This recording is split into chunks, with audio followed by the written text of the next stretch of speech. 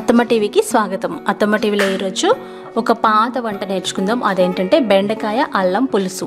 అమ్మమ్మల కాలం నాటి ఈ బెండకాయ అల్లం పులుసు అన్నంలోకి భలే రుచిగా ఉంటుంది. మీరు కూడా తప్పకుండా ట్రై చేయండి. ఇలాంటి కొన్ని వంటలు నేర్చుకోవాలనుకుంటే అత్తమ్మ టీవీ సబ్స్క్రైబ్ చేసుకుని బెల్ బటన్ని క్లిక్ చేయండి.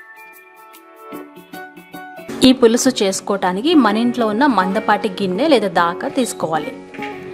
అందులో మనం 1 ఇంచ్ సైజులో కట్ చేసుకున్న బెండకాయ ముక్కలు వేసుకోవాలి. ఇవి 1/2 కేజీ.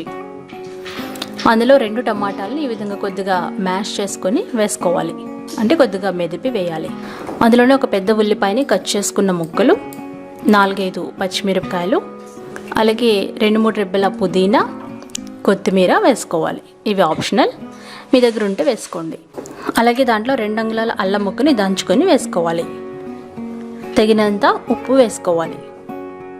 అందులోనే 1 టీ స్పూన్ కారం, 1/2 టీ స్పూన్ పసుపు, 1 టేబుల్ స్పూన్ నూనె వేసుకోవాలి. దాకని ఈ విధంగా పైకి కిందికి కదిపితే ముక్కలకి బాగా ఉప్పు కారాలు పడతాయి. ఇలా మనం చేపల కూరకి చేస్తాం.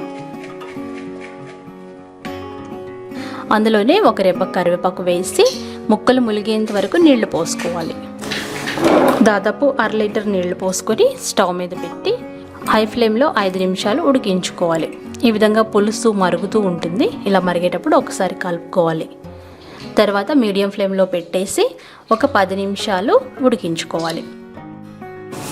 బెండకాయలు బాగా ఉడికిని అనుకున్న తర్వాత అందులో మనకి తగినంత చింతపండు రసం, కావలిస్తే ఇంకొంచెం ఉప్పు వేసుకోవాలి. తర్వాత పోపు పెట్టుకోవాలి. కొద్దిగా నూనెని వేడి చేసి అందులో ఆవాలు, మినపప్పు, జీలకర్ర, కరివేపాకు, పుదీనా, కొత్తిమీర అండ్ వెల్లుల్లి రెబ్బలు వేసి పోపు వేగిన తర్వాత మరుగుతున్న పులుసులో పోసుకోవాలి. పోపు వేసిన తర్వాత పులుసుని ఇంకో 2 నిమిషాల్లో మనం మరిగించుకోవాలి. అంతే, ఎంత రుచికరమైన పాతకాలం వంట బెండకాయ అల్లం పులుసు రెడీ అయిపోయింది. ఇది వేడివేడి అన్నంలోకి చాలా బాగుంటుంది. మీరు ఒకసారి ట్రై చేసి ఫీడ్బ్యాక్ పంపించండి.